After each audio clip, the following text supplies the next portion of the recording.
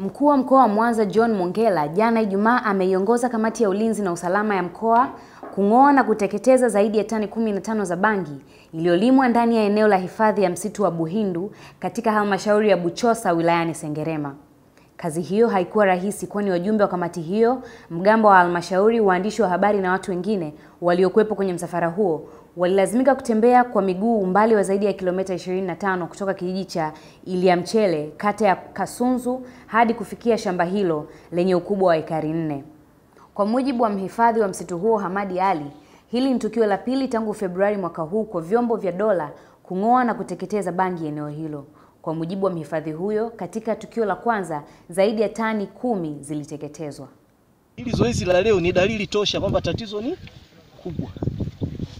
Kupata namba ya mashamba ya bangi, sasa wananchi wanataka kusema DC naye anashiriki kilimo.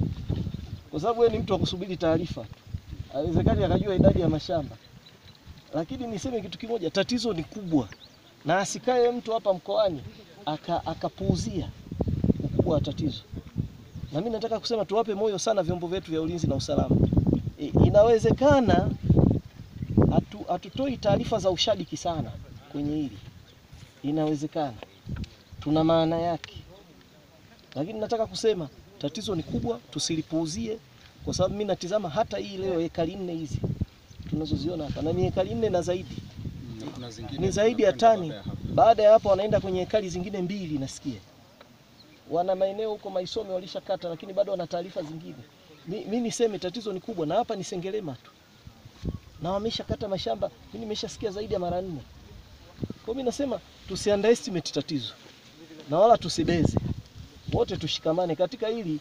Tuna vita kubwa ambayo wachache tu hawawezi kuishinda. Lazima wote sisi kwa umoja wetu tushikamane, ndio njia pekee ya kushinda hii vita. Mheshimiwa Mkuu.